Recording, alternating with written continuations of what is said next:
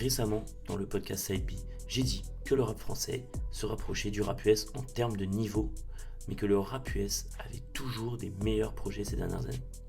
En tout cas, je trouve que la différence de niveau s'est beaucoup réduite entre les deux. En effet, le rap US commence un peu à tourner en boucle, même si je me suis pris plus de claques au niveau US que français. La France a de plus en plus de bons projets, et ça c'est notamment dû à la nouvelle génération de rappeurs. Et aujourd'hui, je vais m'attarder sur l'un d'entre eux. C'est nul autre que Joe La Green 23. Le gars m'a mis la plus grosse claque de 2024-2025 en rap français. Bref, c'est parti pour voir ce que nous cache ce parolier de génie et comment il a donné quelque chose de nouveau au rap français. Originaire de Bois-Colombes, Jorgring Bombo. Jorgring qui est un prénom à consonance un peu slave, si je dis pas de bêtises, en tout cas c'est ce qui a été dit en interview, a une enfance bercée autour du basketball, du catch, mais aussi des jeux vidéo. Ça vient d'où cette passion chiffres et lettres ? J'ai grandi avec les numéros, j'ai grandi avec pas mal de chiffres. J'ai fait du basket, on a des chiffres attribués. Même la numérologie, c'est un truc qui est important pour moi. Joe, ça vient de votre prénom, vous appelez Jorgen. Jorgen, ouais. Jorgen, c'est nordique. La green, c'est parce que le vert, c'est votre couleur C'est préférée. 23, on a fait le tour, je crois. Et vous venez de BC. C'est ça, Bois-Colombes. Bois-Colombes. En premier lieu, son prénom Jorgring converti en Joe, La Green qui viendra après, de son quartier. Il a aussi évoqué le fait que le vert soit pour la chance, quelque chose d'assez rayonnant, de solaire, comme lui. Et le numéro 23 ne veut faire autre allusion qu'au GOAT du basket, j'ai nommé LeBron James. Mon ange déconne, c'est sûrement pour Michael Jordan chez les Bulls. En effet, Joe La Green a de grosses références, que ce soit en culture urbaine, manga, pop culture et évidemment basketball et catch, comme on va le voir par la suite. On sait qu'il aime traîner avec ses gars dans le 9-2 et à Paris, normal, sauf qu'en 2021, l'ancien basketballeur va devoir faire face à une grosse épreuve de la vie. Le confinement, en effet, comme tout le monde, il a été bloqué chez lui et donc il a aussi dû faire preuve d'imagination pour s'occuper. Mais c'est aussi là que le son rentre vraiment dans sa vie. En effet, il a commencé à produire de la musique. En 2021, il sort le son Mikasa, en collaboration avec le producteur Diska, et qui était une référence au personnage de l'Attaque des Titans. En 2022, il va aussi sortir des titres comme Gobi, 3945 ou encore Rondo 9. Donc, Rondo 9, c'est un joueur qui a joué pour les Boston Celtics et les Lakers, deux équipes rivales, et avec qui il a gagné une bague à chaque fois. En 2008, si je dis pas de bêtises, et en 2020. Tu ris plus sur les pics, toutes les nuits j'ai préparé le symptôme résistant au VIX. On triche et on glitch, emballe ton speech, football. J'envole avec le métal, c'est hard. Finir comme Ayrton Senna, je peux même pas faire un quinquennat. C'est réellement en 2023 qu'il commence à faire parler de lui et sort son premier vrai projet, dispo sur les plateformes de streaming 23. Et la cover met déjà le ton avec un Joe La Green portant un gilet pare-balles. Et les titres ne sont pas moins imagés avec 727 Boeing, un énorme avion de ligne américain, mais aussi M98B. Bon, le M98B, c'est un fusil d'assaut de tireurs d'élite germano-américain, produit et innové par une firme germano-américaine, Barrett Firearm Manufacturing. Je pense que vous connaissez au moins de nom le Barrett, et donc ça vient de là. Donc voilà, donc là on est sur un bon gros fusil de tireurs d'élite. Un jour c'est un bluff, tu grèves avec 10. Briser les Memphis, point guard. Avoir du Concorde. On a aussi le titre HKP30. Bon, ça aussi c'est une arme allemande de la marque HK. Si je dis pas de conneries, c'est Eclair Record. Sans oublier Amar Stoudemire, qui était un très gros shooter dans les années 2000-2010 en NBA, plus particulièrement chez les Phoenix Suns. Pour le bif, tu sais qu'on Raikkonen. Pas de problème que des solutions, des munitions, des malins très méchants qui peuvent te pull up pour ta montre. Un projet qui mixe de la drill, de la trap, et on y notera aussi qu'il y a des notes de Warfare Music, un peu comme Irko ou encore Femme Togo à l'époque. Suite à ça, on va avoir le droit à un clip du nom de Madame, où il filme le clip dans les rues de Bois-Colombes, donc un son très très découpe. La graine Jorgen Club, je fais le boulot, je fais le taf, que les baves, que les boum boum splash. Fuck un clash, c'est la guerre, c'est la merde pour le moment, on coule genjutsu de collant. Ouais. Un squelette de un sonore, pendant que tu t'endors, on détruit la horde. Je suis avec 10 quand on prépare le Pearl Harbor.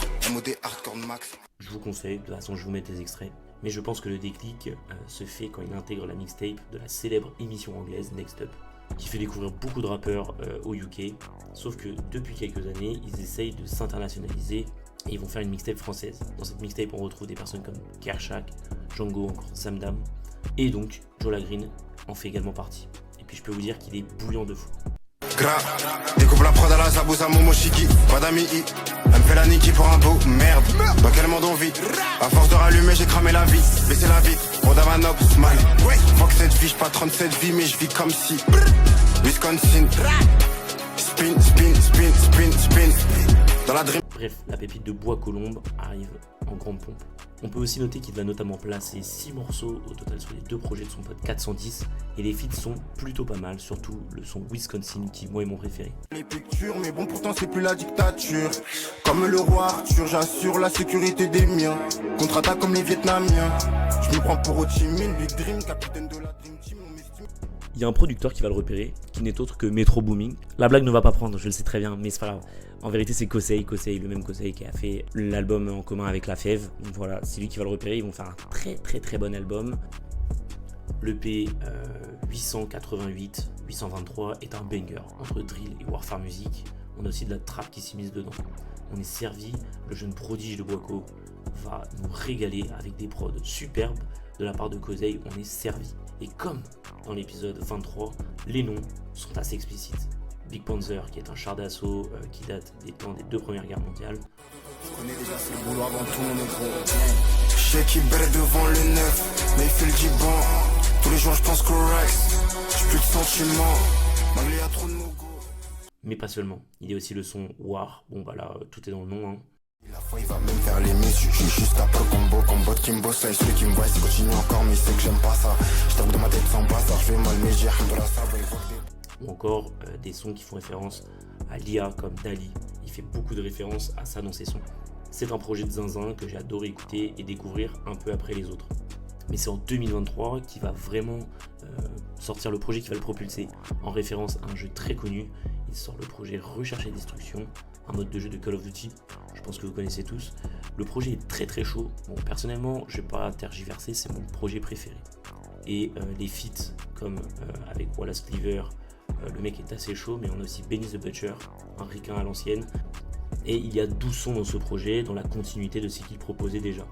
Il y a des sons de sang comme Make Back Flow, ou encore des leçons de kick comme C17 et des gros bangers comme M-Bot ou Gentaka. Ouais. Dans la raquette tu vois que je suis baka. Taka, gang, taka. La vie des fois fait qu'on se bagarre. Magnolo surveille Tadars. J'aime beaucoup cette EP, l'outro BBP qui est aussi vraiment cool, sans oublier l'intro 12h minuit, pareil, incroyable.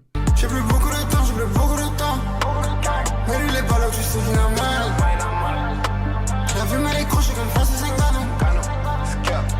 Mais c'était ça le plan, il va défendre par exemple ce projet au concert Arte à la Gaieté Lyrique qui est dispo sur YouTube et moi j'adore la version live, donc je vous conseille d'aller écouter.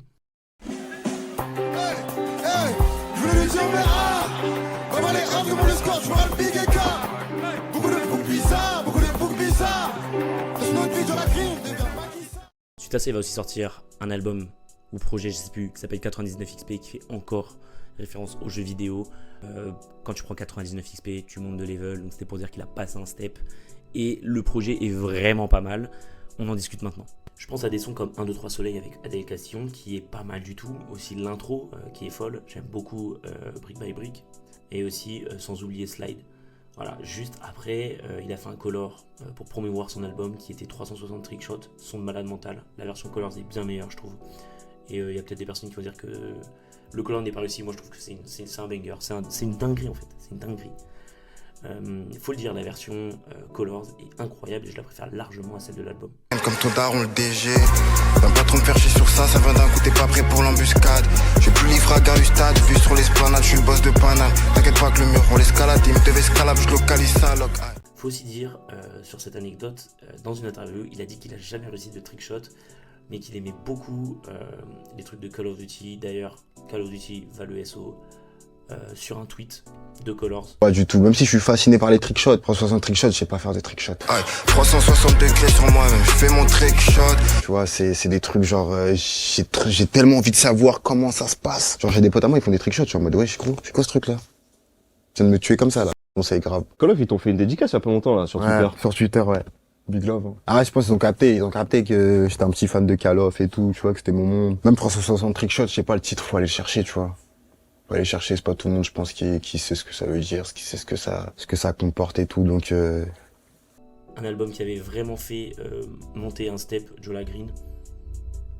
Mais je vais pas m'attarder dessus parce que je trouve que pour moi, c'est quand même pas son meilleur projet, même si je trouve que c'est peut-être un des mieux travaillés. Moi, c'est pas la musique qui m'a le plus touché. Par contre, cette année, début 2025, il a sorti pour moi le meilleur projet, Gauthier Edition, pour dire que Game of the Year, ce qui veut dire jeu de l'année, encore une fois une référence aux jeux vidéo. Et c'est quand même, ça fait quand même plusieurs fois qu'il fait des références aux jeux vidéo. Mais on va parler des thèmes après. Et ça, pour moi, c'est vraiment son meilleur projet. Ça s'écoute dans l'intégralité et il y a des sons de fou comme 300 000, Guten Tag, SmackDown vs Raw 2009 ou encore Masherman. Ça, c'est un son de malade. Et puis moi, j'ai vraiment beaucoup kiffé parce qu'il a fait notamment une référence à Warhammer 40 000 qui est une de mes licences préférées. Donc j'étais très content, surtout que je crois que je l'ai jamais entendu dans le Pura. Et ça pour moi, ça fait vraiment rentrer Jola Green, on va dire, plus comme un rookie, c'est un mec déjà confirmé à ce moment-là. Voilà, il est même pas confirmé, il est déjà bien installé et la cover fait référence à une photo de lui qui a été prise après une bavure policière où on voit son visage ensanglanté. Donc les thèmes abordés, ça va être majoritairement la street, on va dire, la vie à Bois-Colombes, mais aussi le fait que ce soit un grand fan de jeux vidéo, de culture pop et de catch. On a tellement de refs au basketball, aux jeux vidéo.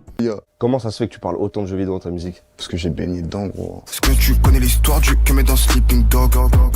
J'ai baigné dedans depuis que je suis tout petit, j'ai des consoles entre les mains. Même les consoles, en vrai de vrai, moi, pour ma part, ça m'a permis d'esquiver pas mal de trucs, moi, dans ma life et tout, tu vois. Donc, j'ai baigné avec la PS2, j'ai baigné avec la PS3, j'ai baigné avec la PS4.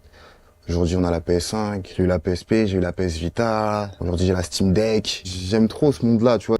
Et moi, c'est un truc que j'aime bien. Si vous êtes fan de manga et tout, franchement, vous allez vous régaler. Vous pouvez kiffer à mort des trucs. Moi, j'adore les textes. En tout cas, il me parle. Il a aussi un style qui est assez différent sur les flows.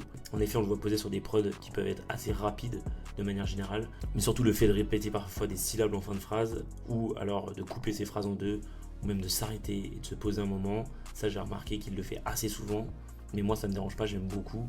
Et je pense que ça peut déstabiliser un peu de personnes au début. Mais une fois que tu as pris le pli, je pense que ça se passe. J'ai vu la vidéo de Amine et Hugo d'ailleurs, je crois, où ils disent qu'ils aiment pas du tout et qu'ils comprennent pas du tout la hype autour de ce mec. Je peux comprendre, je pense que c'est si t'es pas dans la même culture et tout, ça va pas te parler. Voilà, après je pense que le flow peut changer d'un morceau à l'autre, mais ça reste à peu près la même chose. Moi ça me dérange pas, j'aime vraiment beaucoup, donc par contre j'ai mis du temps à aimer. Franchement maintenant c'est un de mes artistes préférés, en tout cas en 2025. D'ailleurs il fait pas mal de feats, on a pu le voir avec Dinos, le feat aussi avec Tiakola qui est incroyable, un de mes sons préférés. Mon blason le, j'pas fait tout ça pour que mon blason les corps. Futur champion intercontinental, baby, tu peux m'appeler Jola Ziegler.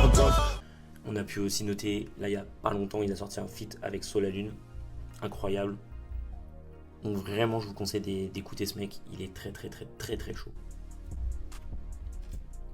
J'ai pas trop parlé du fait que la nouvelle génération de Colombes, de Bois-Colombes, arrive très fort. On est d'accord que là il y a quand même Kershak, du coup Jola Green, Six3 qui est pas mal. Il y a aussi Gab Sky, GABB Sky, je crois que ça se dit comme ça en plus, GABB Sky.